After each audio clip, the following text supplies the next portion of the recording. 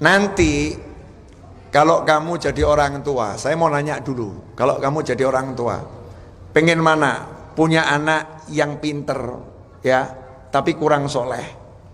Pinter tapi kurang soleh, tapi kayanya luar biasa. Ada anak yang kelihatannya biasa-biasa saja, sekolahnya nggak punya prestasi, tapi solehnya luar biasa, miskinnya pol.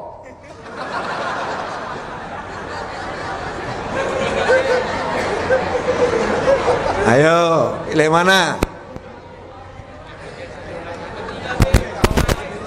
Pilih yang mana? Yang pinter, kaya.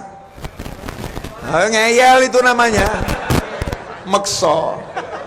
Kok maksa harus ada opsi ketiga? Opsi cuma A atau B, nggak ada C. Yang A, anakmu pinter, luar biasa, kaya luar biasa, tapi kurang soleh. Kurang, saya nggak ngomong nggak soleh, kurang soleh.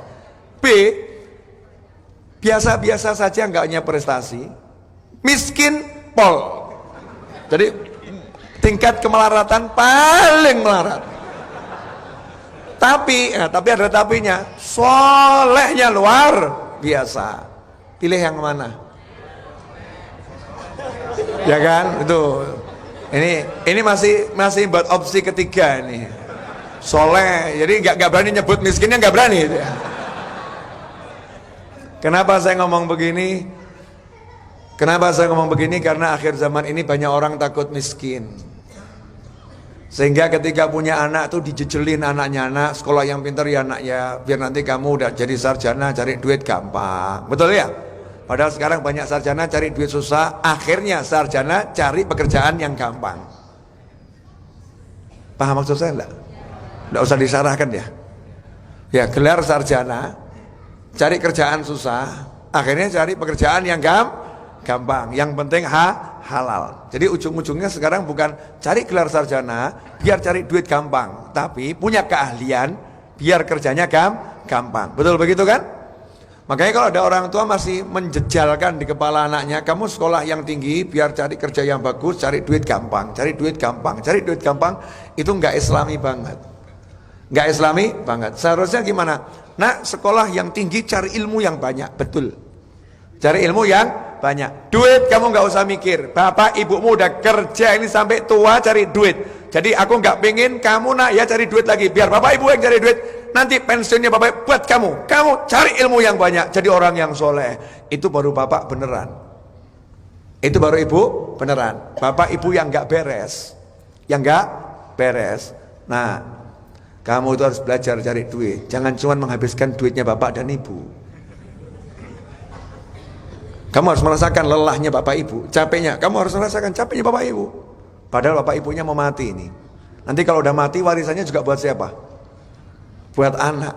Warisannya juga buat anak. Daripada nunggu mati nanti duitnya diambil anak, mumpung masih hidup, buatlah anakmu menikmati dalam pandanganmu. Anakmu senang kamu lihat. Iya, duitnya bisa kamu arahkan. Kamu arahkan sementara kamu masih hidup. Tapi suruh fokus. Nah, kamu cari ilmu, kamu belajar. Ngenes zaman sekarang, ngenes, menyedihkan. SMA baca Al-Quran gak bisa, menyedihkan. SMA sholat wudhunya, Masya Allah, nanti cek di tempat wudhu ya, wudhunya itu gak nyampe siku. Pokoknya tangan dikebiur, selesai. Tapi gak sampai siku. Ya, kemudian basuh wajah asal piuk, ya, tidak membasuh betul-betul wajah. Kemudian yang lebih menyedihkan lagi, ketika ruku berapa banyak pria yang auratnya terbuka ketika ruku. Kok bisa? Iya, celananya agak longgar saudara-saudara, sehingga tertarik ke bawah. Selanjutnya jangan dijelaskan, banyak anak kecil di sini. Habib kok tahu? Ya, saya salah satu korban yang menyaksikan saudara-saudara. Ini kan ya bingung saya ini sholat kok depannya ya begini. Mau amar ma'ruf nahi mungkar nanti ya salah. Betul kan ya? Kasus mbak-mbak ini, kakak-kakak, maaf, kakak-kakak Jakarta, Bung, Jakarta, jangan mbak. Kakak-kakak ini juga gitu, Masya Allah, sholat pakainya rukuh dan pakai Allahu Akbar, tapi sininya kelihatan semua. Padahal di bawah dagu nih ke bawah, ini leher nih sini ya. Ini bagian aurat yang wajib ditutup, wajib ditutup. Seharusnya kalau sholat ya di sini, ditutup nih di sini, kan di sini. Ya. Belum lagi nanti kadang sininya rapat, masya Allah. Tapi sininya keluar 3 helai rambut. Katanya, cuman dikit Allah maha mengetahui, masya Allah. Cuman dikit Allah maha mengetahui. Ini ilmu sholat gak bener, ya ilmu sholat gak bener, ngaji gak bener. Yang lain bagus dia, Inggris bagus, ilmu ini bagus, gadget bagus, semua bagus. Tapi ilmu akhiratnya gak bener. Nah, ini ada satu konsep yang salah. Ayahnya Imam Nawawi dan ibunya Imam Nawawi, manusia-manusia yang udah tahu hidup itu harus kemana. Hidup itu harus kemana. Ini saya mau bongkar rahasia, pemirsa. Saya mau bongkar rahasia. Tolong ingat-ingat, ini rahasia. Setelah saya bongkar, tolong jangan di-share. Ini rahasia. Setelah dibongkar, jangan di-share. Kamu sebentar lagi mati. Betul enggak?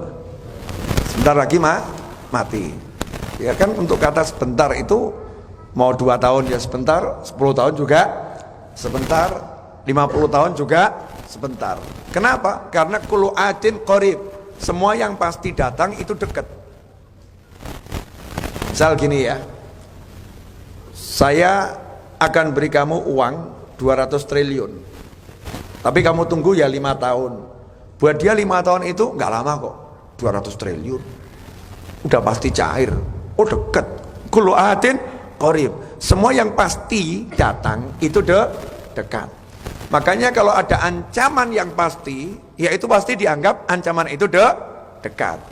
Pertanyaan saya, mati itu pasti enggak? Mati itu pasti enggak? Ngomongnya yang agak kenceng gitu loh. Ya. Mati itu pasti enggak? Oke. Berarti kamu berjalan kemana? Enggak. Kamu sekarang lagi berjalan kemana? Ini loh, duduk ini. Sebetulnya kan ini duduk nih nggak duduk kan? Diam nih kan nggak diam toh? Betul lah? Tidur tuh nggak tidur. Kenapa? Sebetulnya orang yang tidur, yang diam, yang duduk semuanya lagi berjalan bersama waktu menuju mati. Betul? Asyik. Berjalan kemana? Kemana? Ayo ngomong. Kenapa begitu ngomong mati yang di sana langsung keder semua gitu? Mau berjalan kemana kakak-kakak? Menuju mati. Oke, sepakat. Semua berjalan menuju mati. Berarti tujuannya kemana? Ke tempat setelah mati, betul. Ke tempat setelah mati. Setelah mati kemana? Jangan keburu-buru langsung surga nanti dulu. Surga itu masih lama, Bung. Surga masih lama, ada tahapannya. Surga masih lama. Yang menempuh surga dengan cepat itu hanya Nabi Muhammad SAW. Rasulullah Isra Mi'raj sebentar nyampe jannah, sampai surga. Yang lain nanti dulu, masih ada proses kiamat, ya kan ya? Habis kiamat nanti kebangkitan, habis kebangkitan kumpulkan mahsyar. Mahsyar nanti nunggu dulu sampai Allah memutuskan dihitung-hitung, hisab. Hisab selesai baru digiring dulu. Ya, kalau yang masuk surga judulnya digiring, diantarkan. Yang masuk neraka sama, tapi kalimatnya beda, diseret. Kalau ke neraka diseret, naudzubillah min dzalik. Ke surga digiring, diantarkan, ya, diantarkan ke surga. Kalau kita insya Allah yang diantarkan. Ya. Kalau bukan kita siapa lagi, saudara-saudara? Ya, kita harus pede. Untuk jannah harus husnudzon, prasangka baik. Muslim pokoknya surga. Jangan pernah berpikir buruk tentang saudara muslim, apalagi diri kita sendiri. Optimis. Nah, kalau udah jelas sebentar lagi masuk kuburan. Kamu kalau lewat kuburan seneng atau agak nanya? Kalau lewat kuburan itu agak gimana atau senang? Maaf ya, kalian termasuk orang yang berakal atau kurang akal? Insya Allah manusia itu makhluk yang berakal, betul?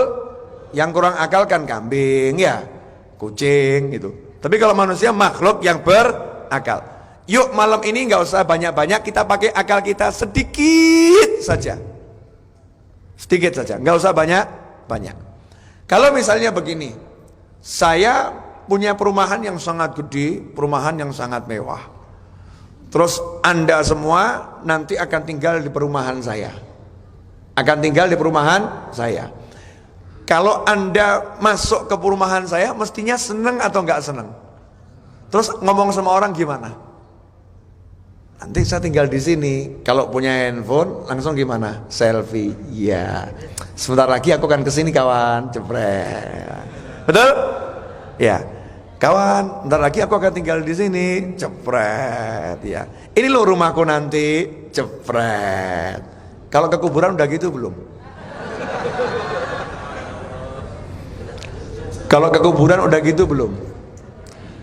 Ini rumahku nanti loh ya. Jepret. Tapi jangan dipraktekin. Aneh nanti jadinya.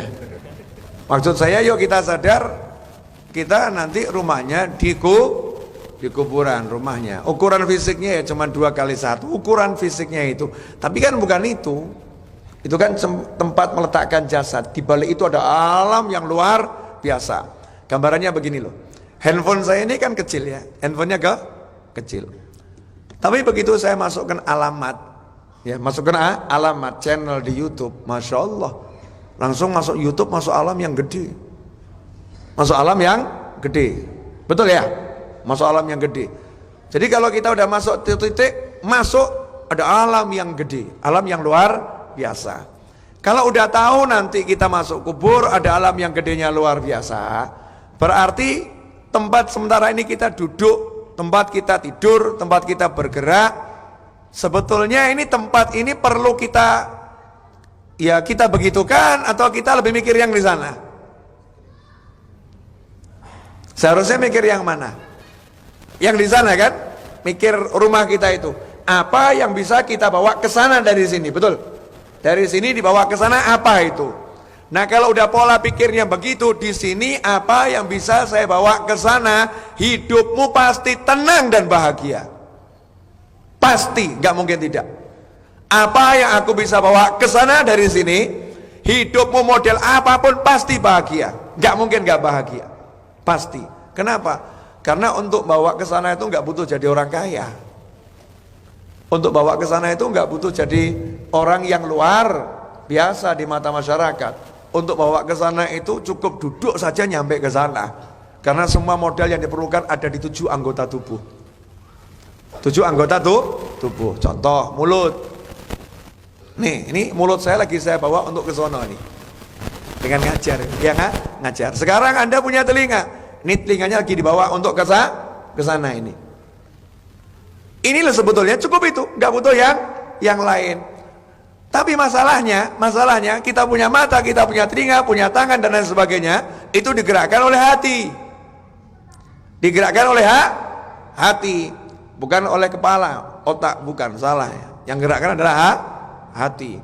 Penelitian terakhir membuktikan bahwasanya sumbernya itu otak yang ada di jantung, bukan otak yang ada di kepala. Karena di jantung juga ada otak yang lebih dahsyat daripada otak yang ada di kepala. Makanya jangan mengatakan sumber pemikiran tuh di kepala, di otak. Enggak, pusatnya ada di jantung. Nah yang jadi masalah, jantung ini disuplai sama darah. Sabar loh, saya baru ngomong 41 menit, baru sebentar, 41 menit. Padahal nanti dari sini saya istirahat sebentar, terus saya nyopir ke Solo. Masya Allah, ya emang saya sopir kok. Gitu aja ya Bob. Masya Allah, sian Habibnya. Habibnya tawaduk banget dia, Masya Allah. Habibnya ya, enggak, memang saya sopir gitu loh ya. Memang saya sopir. Lebih enak nyopir sendiri pada disopirin. Nyopir sendiri kan asyik. Mau menggok sana menggok sini nggak ada yang tahu. Ya, mau parkir sana sini nggak ada yang paham. Nyopir sendiri itu juga olahraga, nikmat. Jadi sampai di mana tadi? Jantung itu suplainya darah, betul? Biar nanti menyuplai darah ke otak, ke tangan. Makanya kita bisa bergerak karena ada darah. Jantungnya berhenti, darahnya berhenti. henti, maka tidak bisa bergerak. Disinilah yang jadi masalah di situ tuh. Kenapa ada orang yang hidupnya berkah dan hidupnya enggak berkah? Karena darah itu sumbernya cuma dari satu kata, makanan, minuman yang masuk mulut lo. Itu. Lah yang masuk ini masalahnya kalau enggak halal, darahnya haram. Begitu darahnya kecampur yang haram, itu kalau dibuat film, ya mungkin ada yang film darahnya hitam dulu ya. Orang jadi menyeramkan. Darahnya hitam itu, haram. Kalau udah darahnya haram, maka darahnya ini kalau masuk ke tangan, tangannya diajak yang halal, berat, tidak mau dia. Begitu lihat yang haram, cepat. Contoh, mohon maaf ya Mbak ya, maaf, saya mau pakai Anda sebagai contoh, boleh ya? Mas, dengan segala hormat, tolong jangan tersinggung meskipun saya niat menyinggung Anda semua dan diri saya. Mushaf, anggap ini mushaf Al-Quran. Mushaf. Di sampingnya ada foto wanita cantik jelita berjajar. Mana yang akan lebih cepat kamu pandang? Oke, pandang dua-duanya, pandang mushafnya, pandang wanita cantiknya. Lebih betah kemana? Cek.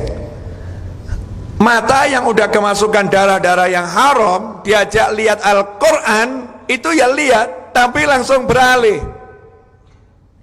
Langsung beralih. Tapi kalau lihat wanita cantik, Masya Allah, matanya itu asyik betul, bahkan punya dalil. Pandangan pertama nggak dosa Ustaz. Makanya saya mandangnya pertama nggak kedap-kedap terus Ustaz. Ini masih pertama Ustaz, kalau begini jadi kedua nanti. Ini dalilnya orang yang nggak punya dalil nih. Orang nggak punya dalil, pandangan tuh. Suruh nundukkan nggak nundukkan, suruh nundukkan nggak nundukkan. Cek lagi, cek ya. Kalau di handphone ini ada aplikasi Al-Quran, aplikasi Al-Quran kita buka, kita baca. Sama chatting di WhatsApp, seru mana? Seru mana? Asyik mana? Betah mana? Lebih asyik mana? Itu cara mengukur diri kita. Saya nggak ngomong orang lain ya, diri kita sendiri. Ternyata anggota tubuh kita ini ketika diajak yang taat kok berat, diajak yang maksiat kok ringan. Jangan salahkan setan dulu. Ini belum ada peran setan ya, maaf. Ini setan masih nganggur. Setan marah loh, tersinggung setan. Manusia, saya belum goda kamu loh ya. Belum. Saya belum turun tangan. Ini baru kamu sendiri dengan nafsumu. Belum pakai setan. Nanti setan tuh menggoda yang agak berkelas-berkelas, setan turun tangan. Kalau yang kerucuk-kerucuk kecil-kecil nih, kata setan, udah biar sama nafsunya aja, udah bingung dia. Ngapain nih kita buang-buang anak buah untuk goda manusia yang udah digoda oleh nafsunya. Tapi beda dengan orang Jawa dulu. Jawa loh ya, Jakarta juga masuk Jawa, alhamdulillah. Orang Jawa dulu itu kalau makan, makanannya dari tanamannya sendiri.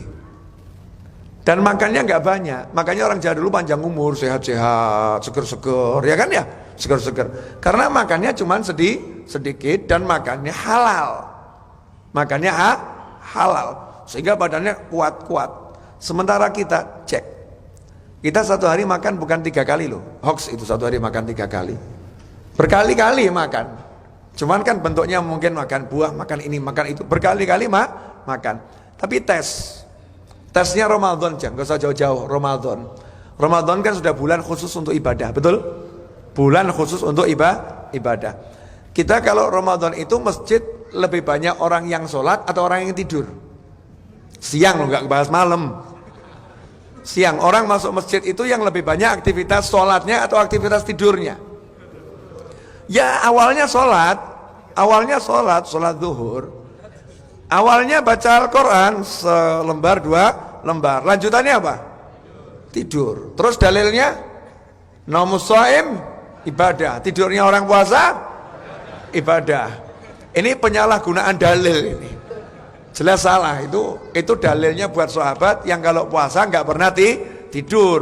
Maka ketika tidur sebentar, apa namanya, gelo, kecewa, ya Allah, nyesel, kenapa tadi saya tertidur? Maka Rasulullah bersabda, tidurnya ibadah, karena kamu kalau enggak tidur, kamu juga ibadah. Sementara kita meleknya aja enggak ibadah, terus ngomong tidurnya ibadah. Ini kan keterlaluan luar biasa.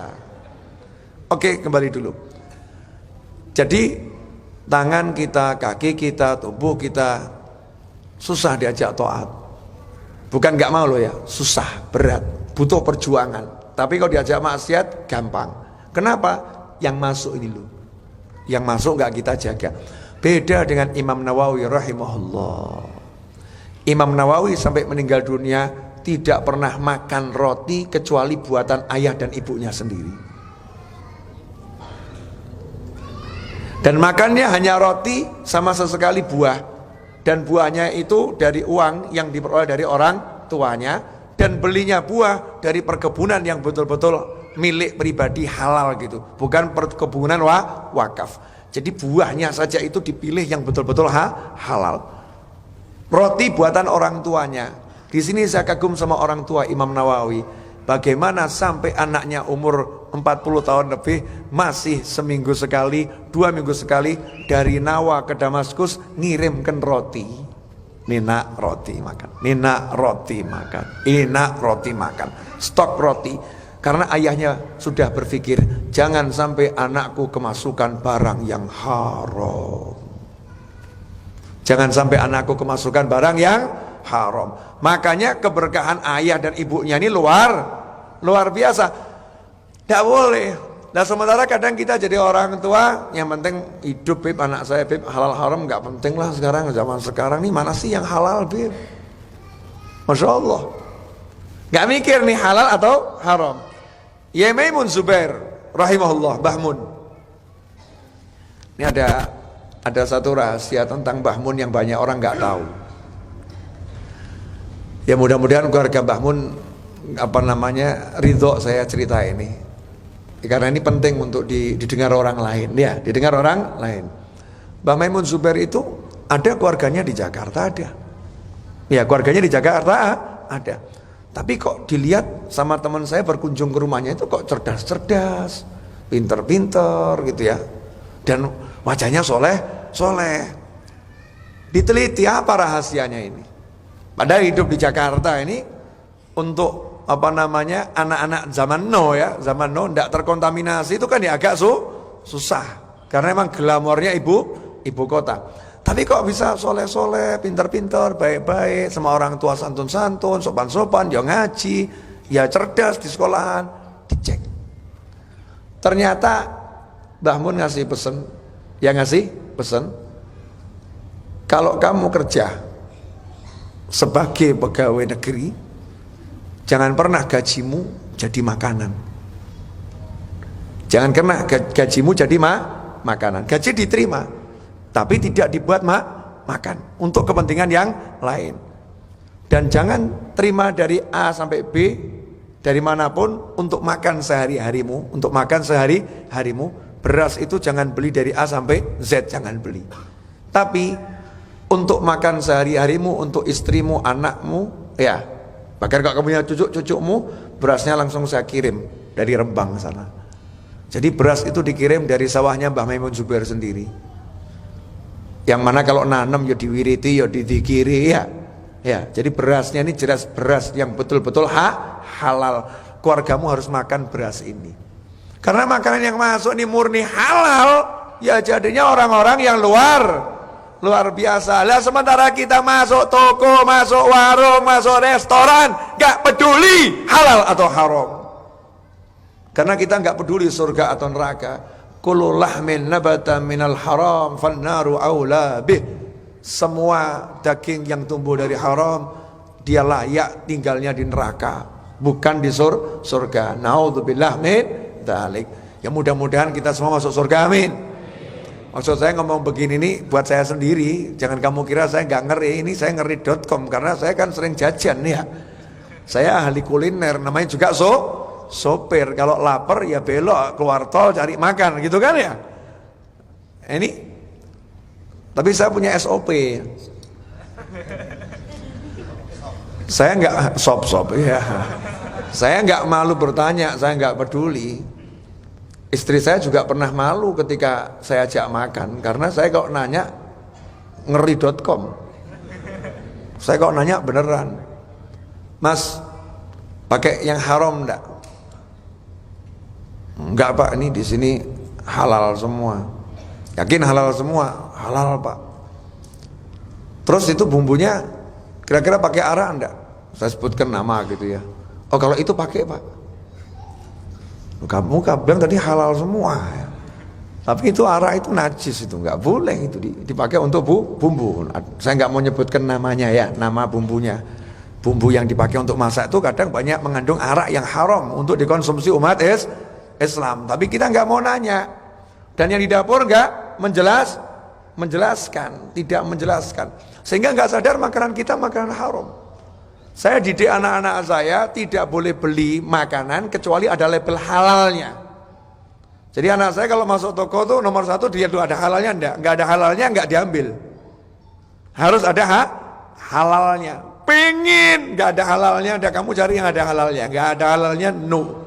Harus ada halalnya. Nah, yang menarik saya pernah masuk ke satu mall di Jakarta ini. Masuk satu mall, ini berkat pakai kopiah putih. Pakai kopiah putih ini kan wajah saya tampak jadi agak tua dikit gitu ya. Kalau nggak pakai kopiah putih akan semakin tua saudara-saudara. Kalau terlambat semir kan rambutnya kelihatan putih itu. Masuk mall, masuk satu restoran, ternyata ya nggak halal. Masuk satu restoran lagi, nyatanya nggak halal. Jadi udah hampir capek ini nyari yang halal nih. Ada satu restoran saya belum nanya, di depan tuh kan ada pelayan ya, ada pelayan. Biasanya kan manggil silakan ya masuk restoran kami. Tapi pelayannya ini lihat saya, langsung mengatakan, Bapak, sama noleh kanan noleh kiri. Pak, jangan masuk Pak, haram. Jangan masuk Pak, haram. Saya bilang, ya mas, terima kasih. Loh iya toh dia bisik-bisik, saya juga bisik ya. Ini kan masih pelayan yang baik. Makanannya haram Pak, mengandung yang haram. Nah zaman sekarang enggak nih. Tapi di Bandara Suta Terminal 3, saya kagum sama seorang yang jaga satu restoran di situ. Saya nanya, Mas ini mengandung haram enggak? Jawabannya itu langsung menghardik saya. Maaf Pak, kalau di sini ada yang haram, saya juga enggak mau Pak kerja di sini Pak. Saya langsung, kalau begitu saya pesan Mas. Wah, mantap ini ya. Ini mantap. Lah kelihatannya ribet, orang anggap ini ribet bener, mau makan aja nanya halal banda, ini kok ribet. Mohon maaf, kalau kamu nggak mau ribet dikit, nanti masuk surgamu ribet.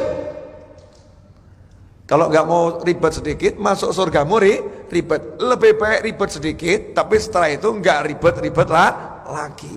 Karena makanan haram tuh masuk sedikit, hati kita akan jadi kaku, beku, nggak bisa ngerasain apa-apa. Contoh ya, orang tuh dengar ya hayyu ya qayyum la ilaha illa anta subhanaka inni kuntu minadh dhalimin. Kan enak di hati ya. Tapi kalau udah kebanyakan yang haram, apa itu? Itu suara apa itu? Suara apa? Enggak nembus. Kecuali kalau Allah mau ngasih hidayah yang luar biasa. Tapi normal enggak nembus. Karena yang haram ini nutup, jadi hijab. Ya akan nutup. Nah disitulah saya kagum sama ayah dan ibunya Imam Nawawi. Mau capek-capek, mau susah-susah, ya buatin roti terus buat anaknya. Pertanyaan saya, ibu-ibu sekarang, kalau anaknya berangkat sekolah, ibu-ibu itu masih sanggup enggak masakan khusus buat anaknya, makanan khusus buat anaknya, dibungkus. Nah, enggak usah jajan yang enggak jelas ya. Ini buatan bapak ibumu sendiri. Ini buatnya bahannya dipilih yang halal semua. Dan bapak ibumu buatnya sama doa. Ini dikasih Fatihah, dikasih sholawat. Insya Allah barokah. Pertanyaan selanjutnya, para istri yang mulia, kira-kira kalau suamimu kerja, kamu sanggup tidak bangun jam 3 subuh, kemudian kamu masak, kamu siapkan, sayang, daripada kamu makan di tempat yang gak jelas, udah aku siapkan masakan yang enaknya luar biasa, halal wahai sayangku. Pertanyaan selanjutnya, kira-kira suami-suami makan masakan istri sanggup enggak? Jawabannya tergantung Beb, enak enggak Beb? Ya pokoknya dimakan gak dimakan terima dulu. Ya terima dulu. Sampai di kantor tukar tambah. Jualannya tukar tambah. Maksudnya penting ini loh, berpikir ini halal gak halal itu penting. Karena yang menyebabkan mata kita jadi lihat haram ya yang masuk. Ya, apa yang masuk hasilnya yang keluar. Jadi kalau mau tahu hartamu halal, kamu lihat saja keluarnya halal atau haram. Kalau keluarnya itu ngajak haram, berarti hartamu haram. Karena harta tidak akan mau keluar kecuali sesuai dengan cara masuknya. Selesai. Gampang ya? Alhamdulillah.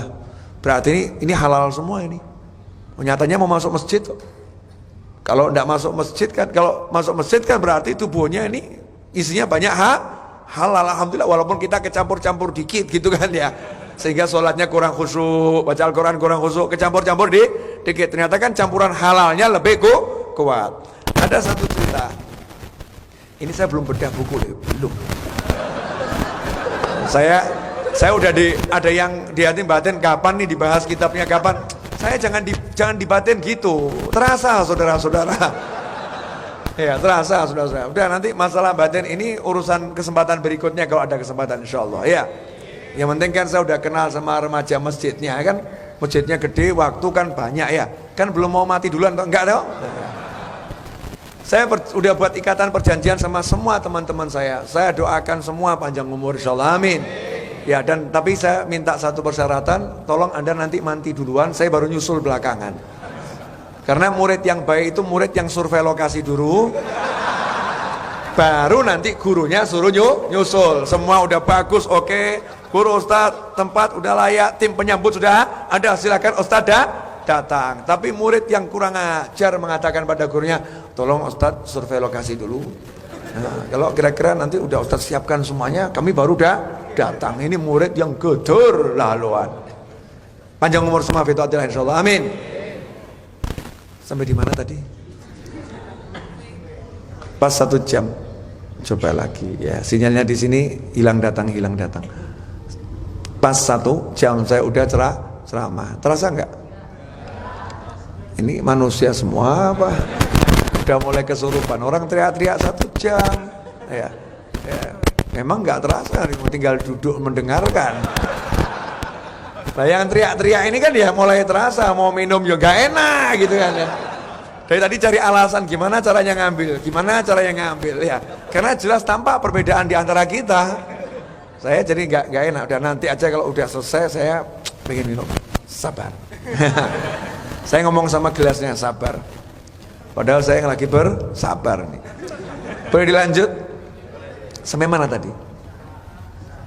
Hah? Mau cerita ya? Mau cerita apa saya? Oh, haram ya, haram. Jadi ada satu Habib namanya Habib Abdullah bin Alwi Al-Haddad radhiyallahu anhu. Pernah ditanya oleh salah satu muridnya, kalau ada orang yang pekerjaannya campur, ada yang haram, ada yang halal. Contoh, buka warung jual bir, halal atau haram? Haram. Tapi dia juga jual air mineral. Air mineral halal atau haram? Halal. Dia jual tahu, halal atau haram? Halal. Dia jual gula, halal atau haram? Halal. Tapi juga jual khamr. Berarti ini kan rezekinya bercampur. Ada yang halal, ada yang haram. Lah kalau saya diundang makan di rumahnya gimana? Misalnya orang tersebut ya kampungnya buat pengajian, karena ini orang yang paling kaya, rumahnya dipakai, dia yang jamu makan. Padahal di warungnya juga jual yang haram. Misal ya, ini cuman misal. Kalau kamu yang diundang gitu, pertanyaannya, makan enggak? Ini kan kalau rezekinya kecampur haram ini. Jadi kalau dimakan nanti kan kecampur haram. Gimana Bib solusinya? Loh, ini loh ulama tuh kalau ditanya tuh gampang. Kalau gak nanya ulama kita bingung kan? Iya ya, kecampur itu ya rezekinya ya. Kan susu sebelanga rusak sama nila setitik merusak susu, ya sama aja kan ya. Wah, aneh. Kalau cuma saya balik susu sebelanga rusak sama nila setitik itu aja kok terus saya disalahkan gimana maksudnya? Tidak paham saya. Nila setitik merusak susu sebelanga. Kalau dibalik susu sebelanga rusak karena nila, betul kan ya? Nah, ya. Terlalu. Lanjut. Jadi lupakan saya. Ini berarti yang halal ini rusak gara-gara yang haram. Mungkin kita mikir begitu ya. Itu namanya mikir sendiri, nggak nanya sama ulama. Nanya sama ulama. Habib gimana Habib ini? Habib Abdullah Haddad radhiyallahu anhu itu sejak umur 4 tahun tunanetra sampai meninggal tunanetra. Saat akan meninggal dunia di masa tuanya di akhir umurnya, beliau itu sudah di tempat tidur, tidak turun dari tempat tidur, artinya sudah hampir meninggal. Rambutnya itu dibiarkan panjang. Ditanya sama muridnya, Habib, kenapa enggak dipotong rambutnya? Biasanya Habib kan dipotong rambut rapi, kenapa dipanjangkan? Beliau menjawab, iya, semua sunnah Nabi Muhammad SAW yang saya ketahui dari semua kitab sudah saya amalkan, kecuali satu. Rasul SAW pernah berambut panjang, itu belum saya amalkan. Sekarang inilah saatnya saya mengamalkan sunnah yang satu itu.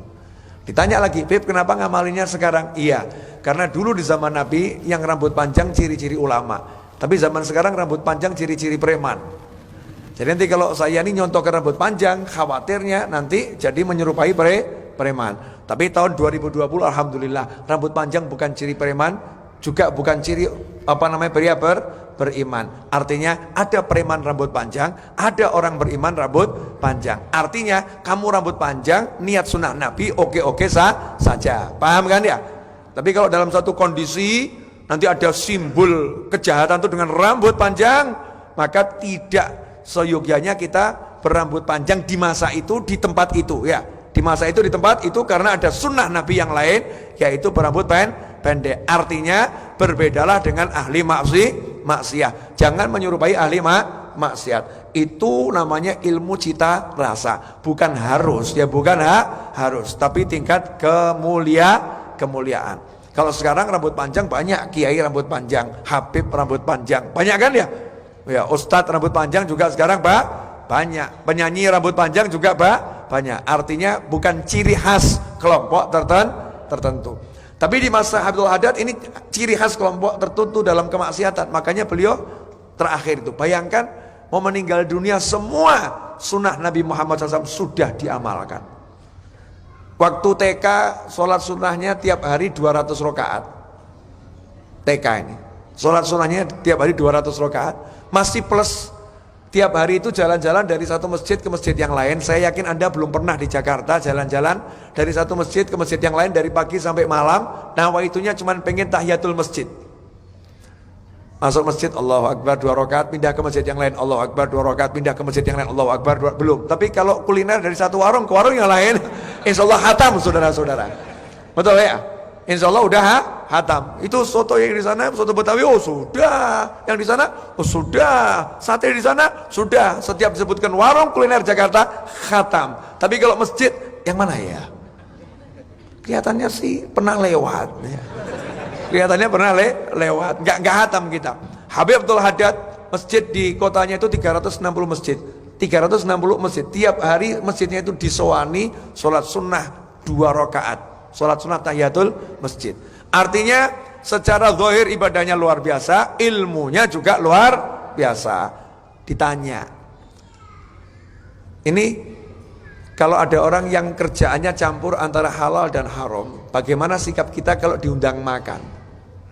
Atau mungkin sekarang terima sumbangan ya, terima sumbangan. Ini juga solusi buat orang yang kadang saya ditanya, Habib kalau kami pegawai negeri, ini pegawai negeri kan dibayar oleh negara diantaranya dari uang pajak, ya dari APBN, ya penghasilan, ya uang diantaranya dari uang pajak. Berarti kan campur nih. Nah sementara uang pajak itu kan ada juga pajak dari penghasilan yang kerjaannya itu kalau buat umat Islam, ya tahu sendiri ya, saya nggak mau ngomong itu ya, nggak mau ngomong. Artinya kan bercampur antara uang yang halal sama uang yang syubhat, betul kan ya? Nah ini solusi nih jawabannya. Mahal sebetulnya ini, enaknya di-share nggak ya? Boleh di-share? Pemirsa Anda mau? Pemirsa yang ditanya. Pemirsa, halo, kemana kalian? 933 orang yang nonton, kemana kalian? Halo. Kata guru aneh udah fix halal sih. Yang apa itu? Ngobrol sendiri ternyata di para penontonnya. Mau. Oh iya mau hadir mau. Loh, emang kamu hadir ngapain nulis di sini? Teman saya di depan itu mau. Oke, banyak yang mau share ya. Jawab Habib Abdullah Haddad simple. Ketika kamu diundang makan oleh orang yang kerjaannya bercampur halal dan haram, waktu kamu mau makan, kamu angkat tangan minta sama Allah dengan kalimat Allahumma ja'al hadza min halalih. Arabnya gitu. Indonesianya, ya Allah, tolong yang saya makan ini jadikan dari bagian rezekinya yang halal. Selesai. Paham kan? Ya Allah, ini yang saya makan jadikan dari bagian rezekinya yang halal.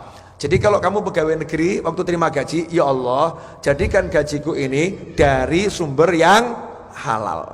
Paham? Oke. Waktu itu di suatu negara di luar Indonesia, saya nggak mau nyebutkan nama negara, nanti masyarakatnya marah sama saya. Di suatu negara di luar Indonesia, di planet yang namanya Bumi, hiduplah seorang manusia yang kerjaannya itu banyak haramnya.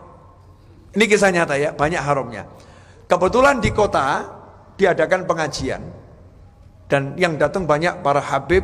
Kalau di Indonesia para kiai gitu ya, di sono para guru, para habib dan para guru. Selesai pengajian ada biasa jamuan makan. Yang punya acara ini jamuan makan orang terkaya tadi yang saya sebutkan ya, orang terkaya. Nah, ulamanya resah semua. Kenapa? Karena ini dikenal dia punya toko yang jual barang-barang haram. Ya, dan dia masih punya kerjaan yang haram, dia rentenir. Akhirnya ketika makanan dihidangkan, salah satu habib itu angkat tangan dengan suara keras. Maksudnya mau amar ma'ruf nahi mungkar sama yang punya rumah. Ya, yang punya rumah. Dan juga membuat yang lain tenang gitu. Allahumma ja'al hadza min halalih. Keras gitu dia. Ya Allah, jadikan ini termasuk rezekinya yang halal. Lah yang punya rumah sebel sama habibnya. Udah tak kasih makan, tinggal makan, banyak ngomong pula ini.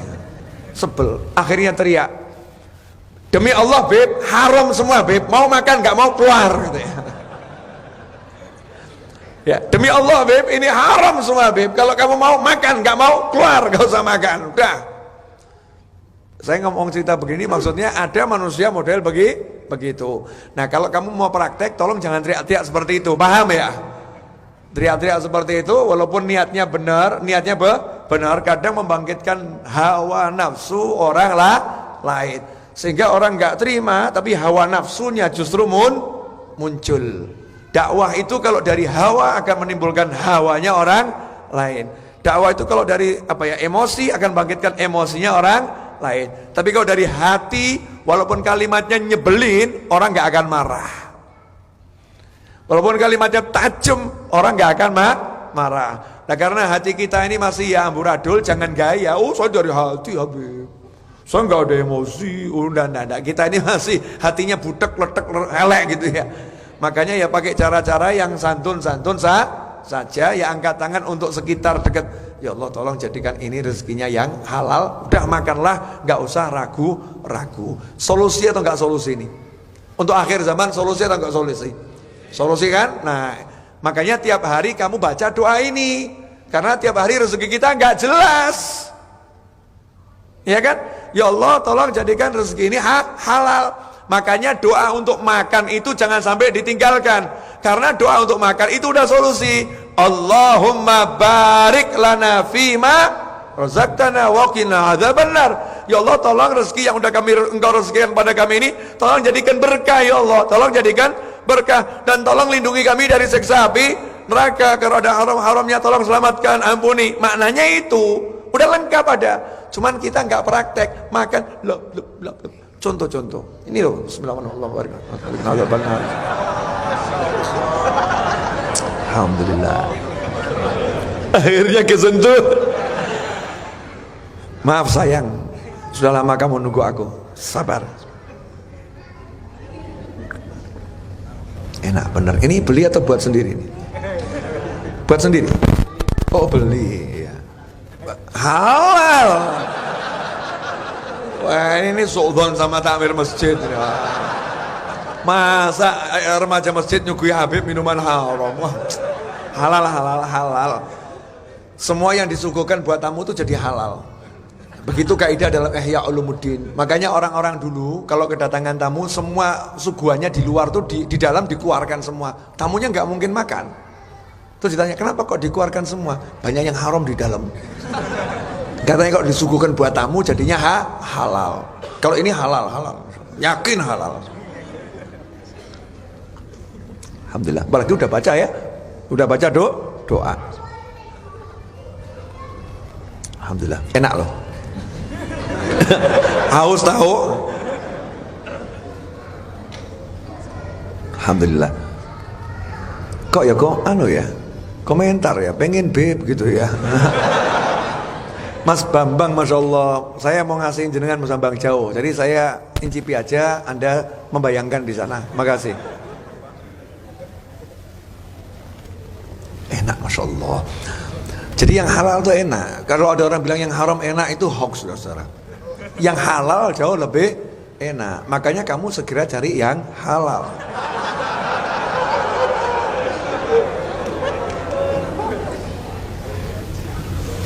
Kok nyambung bener ya? Memang usia-usia siap cari halal nih ya. Siap cari yang halal. Mbak kakak ya. Kamu halal atau haram? Haram, dia haram buat kamu, haram ya. Beliau ini halal tapi haram buat kamu. Sekarang, siapa tahu besok halal. Datengin orang tuanya. Boleh dilanjut? Alhamdulillah 1 jam 15 menit. Insya Allah 5 menit lagi selesai. Karena teman-teman ini udah lelah dari tadi nunggu saya. Tadi ada pengajian juga. Terus masjid ini kan ada jadwal yang harus diterapkan ya. Walaupun saya nggak paham, pura-pura gitu aja. Ada jadwal harus diterapkan. Kemudian saya jam 12 insya Allah juga harus balik ke Solo. Saya butuh kembali dulu nyiapkan barang-barang dan lain sebagainya. Ya cek ban, cek angin, cek bensin dan yang bisa dicek. Betul kan ya? Kemudian cek badan, kalau ngantuk ya tidur dikit. Pokoknya mau siap-siap. Artinya nanti selesai kajian ini dengan segala hormat saya izin tidak jabat tangan, tapi jabatan dalam hati. Ya, karena menjaga stamina. Tapi jangan tinggalkan jabat tangan ya. Jangan tinggalkan jabat tangan gara-gara corona dan semisalnya, saudara-saudara. Jabat tangan sunnah Nabi Muhammad SAW. Ya, jangan suudzon pada muslim yang lain. Jabat tangan, masa kalah sama Donald Trump? Heran saya. Itu kalau Anda lihat di TV luar negeri itu ya, TV luar negeri, kan ada potongan cara jabat tangan gara-gara corona. Cara jabat tangan gara-gara corona. Lucu-lucu, ada yang jabat tangan pakai sikut. Ya. Ada yang jabat tangan pakai kaki. Nah, jabat kaki ya. Jabat kaki macam-macam itu kan.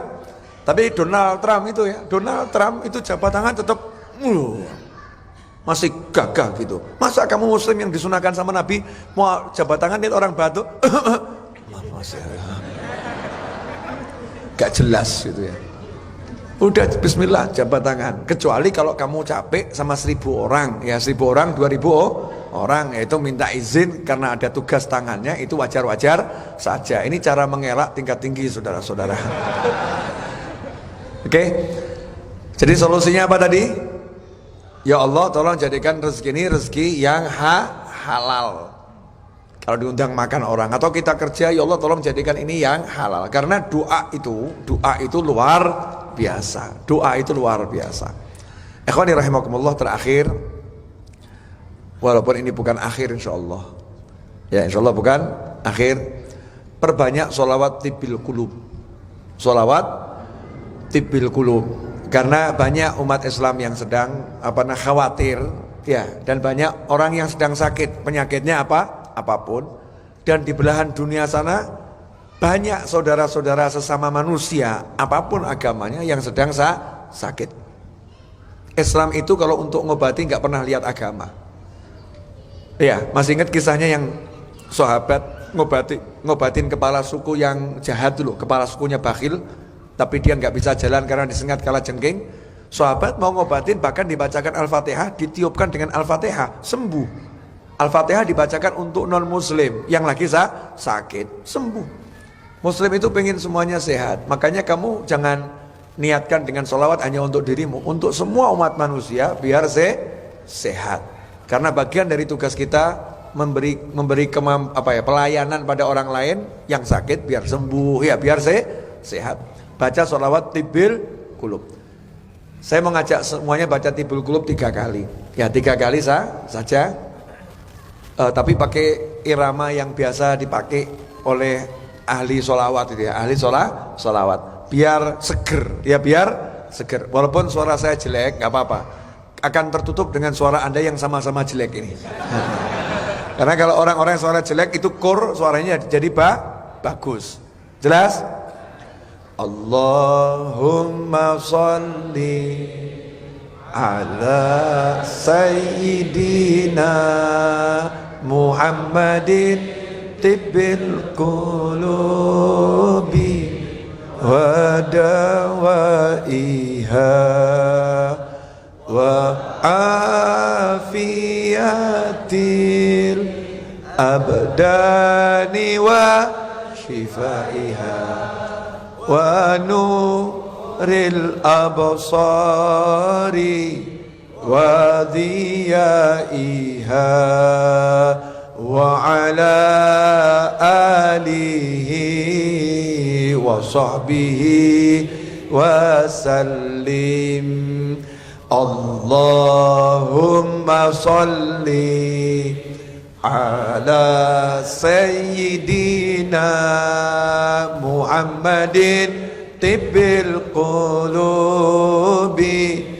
wa dawaiha wa afiyatil abdani wa shifaiha wa nuril absari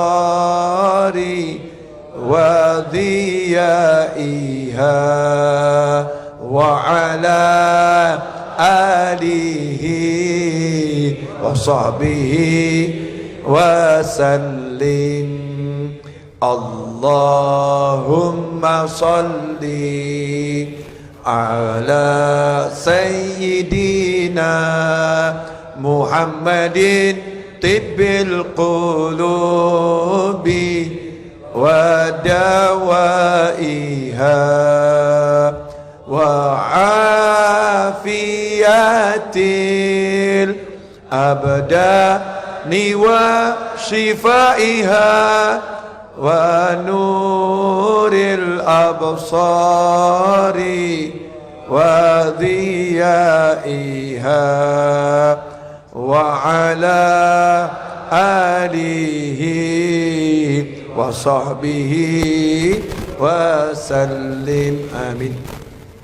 Al-Fatihah ila ruh Imam Yahya bin Sharaf An-Nawawi wa li walidayhi wa masyayikhih wa ikhwati wa ikhwani wa walidina wa walikum wa amwatina wa atikum wa man kana fi sabiq hadra ma'ana sun hamida di garadi wal fadi mahram wa awliya hadhihi baldah wa salaiha wa man kana amara hadzal masjid wa man amara hadzal masjid wa tasaddaq fihi wa man kana yu'allimuna wa man kana fi sabiq hadiran ma'ana wa yarzuquna wa anna Allah yarzuquna jami'an husnal khatimah indal maut ba'da umrin tawil fi ta'ati malutuf afiyah ala hadiniyah wa ila hadratin nabi sallam. Al-Fatihah.